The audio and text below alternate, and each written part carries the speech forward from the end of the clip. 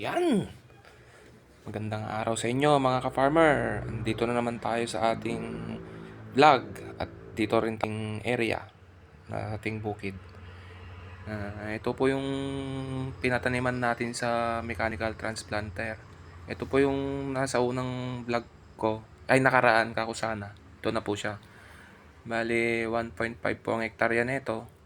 At mga nasa 60 kilos lang na binhi ang nagamit natin. 24 days na nga po pala itong ating palay at tignan nyo po talagang nasa tillering stage na siya. Yan, yan po. Kita nyo lang po yung atras niya, yung agwat niya. Sobrang isang dangkal lang po ang atras niyan. Pero yung spacing niya medyo maluwang, nasa 30 cm po yun. Yan po. Ganda na.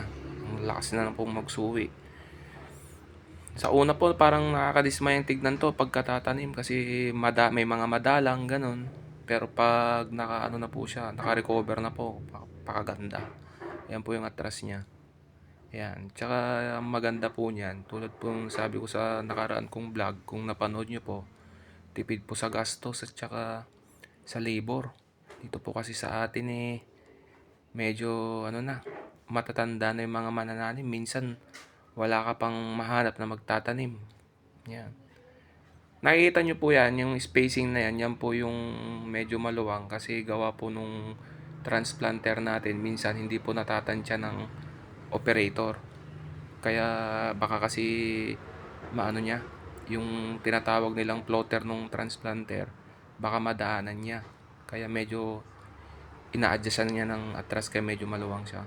Pero sakto lang yan para sa akin kasi pag naka-recover yan, talagang bubukad-kad yung palay mong yan pag nagkataon. Ayan o. Diba? Ganda po. Wala na pong wala na pong daya sa manananim yan. Hindi nila madadaya yung atras niya. Yung pang mga advantages ng paggamit ng mechanical transplanter. Ayan. Yan po talaga sa una, may mga makukuhol, ganyan. Pero sipag lang talaga ng magsasaka kung gusto mong i-repopulate yung taniman mo yung nakuhol. Yan. Yan na po. Parang na po yan. Bali, po ito yung NCCAR C508 po pala ito. Yan. Di ba, ang ganda na. Tamang-tama lang para sa akin yung spacing. Kasi habang nagkakaedad po yan, talagang bubuka yan na makukuha nyo yung maximum na tillers niyan. Hopefully. Yan guys. Ayun 24 days pa lang po yan after transplanting.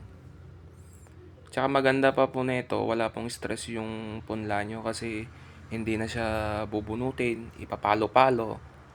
Tapos kung na-delay pa yung magtatanim, nagkaka-stress yung palay. Unlike ito, pag natanggal na siya sa tray o kaya sa pinagpunlaan nyo kung wala kayong tray, diretso tanim na to. Hindi na siya natatali-tali, nabubunot-bunot. Ayan. Isa po pala, pang yung yung tray na sinasabi ko, mas maganda pong gumamit ng tray kung may available pong tray. Kasi yung tray, pantay na po kagad yung lupang may lalagay doon. Kasi pag yung gagamit ka ng hulmaan tapos idadala mo sa gitna ng bukid, minsan kasi pag naglagay ka ng putik doon, may makapal, may manipis, doon hindi nakakain ng planter. Kaya meron kang tataniman na maiiwan.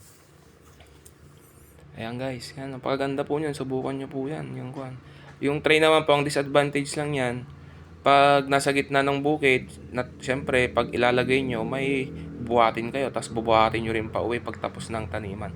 Unlike dun sa may parang dapog system na wala na kayong bubuhat-buhatin.